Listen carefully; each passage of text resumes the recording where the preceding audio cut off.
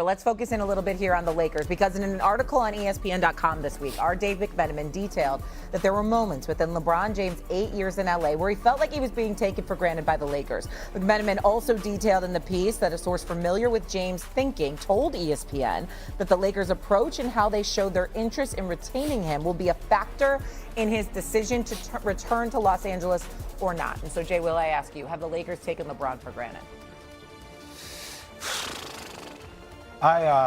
Kenny, I'm really curious to get your opinion on this, because look, the clip that's going viral around JJ Redick getting the, 100 game ball, is like fascinating, right? It's like, okay, like, is that intentional? Maybe.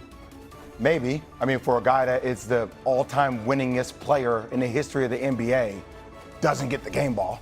But I think it's one of these it's like an underrepresented problem, I think, that sometimes happens within the league. Kenny, I'm so fascinated to hear your perspective on this one, too. I think a lot of times the public or people think that these problems are only driven because of the egos of the athlete. And a lot of times when, like, I had a great conversation with PJ Tucker the other day, and a lot of stuff is his. I'm not going to utilize names because it's his story to tell. And I've seen his accounts, too. A lot of times within organizations, you do have favoritism. You do have moments where the organization doesn't know how to really control the pecking order or handle a lot of the noise being made around the players, whether it's team seats, whether it's LeBron James cookies, whether it's the Jaylen Brown, Jason Tatum situation where it's like, hey, the crowd may love it, or the coach may say, this is Jason's team. Things happen throughout the course of the season, and what I would call it is a death by 1,000 cuts. There's so many things, like, Kenny, you're one of the most aware dudes on the planet, especially within the team. So there may be teams where you may have to bow down because you recognize where the pecking order exists. But if you feel like you're on the same level with somebody and you come in and you see those 1,000 cuts, small cuts by the organization because you think you're as equal to your counterpart and not beneath, a lot of times that creates more distance and more controversy and more chaos. And to example of that, I'm not saying you need to cater to every one of LeBron James's needs. I'm not saying that at all. But a lot of times we always put the onus on the player, and a lot of times it is on the organization as well to manage the egos and how they communicate that, because it does add up. Well, I've been blessed to play with two of the greatest players that I feel has ever played in the game. And in college, I played with Michael Jordan, and in the NBA with Hakeem Olajuwon. And never, ever in their tenures that I've played with them, I heard the word my team or taken for granted, because the things that they worried about were not cookies. It just wasn't cookies, or seats on the plane, or seats in the stands and where they go. And if you ask me, did the Lakers take them for granted, I would say no. Because when he wanted Anthony Davis to be there, that somebody who could help him win a championship, they went out and figured out a way to get him. When they needed to make another trade and they brought Luka Doncic into the fold, they did it. When they needed Rui Hachimura, when they needed Rui, a guy who could be at the small forward, and when they needed to draft your son, they did it. So those are the things that make you take it for granted or not. Are you doing things to help me win championships? And so I would say, Rob Pelinka, he gets a lot of flack.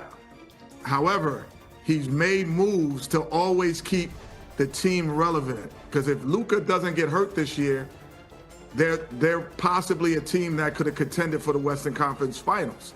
But that's how the guys I know who are the best players and generational players, that's how they look at the game. And they put that inside of the team. We never talked about parking passes. We never talk about seating. We talk about who are you bringing here to make this job easy, brother. That's it. That's fair. Okay, let's take this conversation deeper. Let's throw out the words taken for granted. And instead, let's incorporate the word respect and appreciation. There's a battle that's going on here, if the reports are to be believed, and we have no reason to believe otherwise because Dave McMenamin does a great job covering the team, and obviously he's somebody that LeBron James has confided in. So LeBron James felt like, the scoring record or, the wins rather, and, instead of him being acknowledged, Rob Pelinka acknowledges J.J. Redick. Fair enough. Forget Rob Pelinka. He doesn't really matter that much in this equation. Who matters is Jeannie Buss. Who matters are the Los Angeles Lakers. On one hand, you're LeBron James that came to the Lakers when they were losing games, when Kobe has stepped away from the game, when they clearly didn't have winning in their sights or what have you. And you go and you bless that franchise with your presence. That's something to be appreciated, one would think, by the Los Angeles Lakers if you are LeBron James. If you're the Los Angeles Lakers, you're a franchise that had 16 championships at that time. He would ultimately deliver you a 17th with the championship in the bubble, but you have a history of having stars represent your franchise. And those stars never complained about your franchise, because if the Lakers pride themselves on one thing, is that they know how to treat their stars. They know how to make stars feel special. And so because of that, what they would say is, if there is a problem emanating from LeBron James and his camp, how could that possibly be on us when no other star ever complained about being a part of our franchise in terms of anything that we would elect to do or anything that we have done? Because we take care of our stars. LeBron James, on the other hand, obviously feels a little bit differently. And so when you have a situation where it involves respect, not taken for granted, I would tell you, Kenny, you know this. Jay, you know this. Taking for granted, all that stuff, throw that out the window. But you better not have Akeem Olajuwon feeling disrespected. You better not have Michael Jordan feeling disrespected. Remember when he felt disrespected by Jerry Krause? Remember what that was like for Jerry Krause after that? You understand what I'm saying? Because Michael Jordan didn't publicize anything, but it was clear he ain't having that.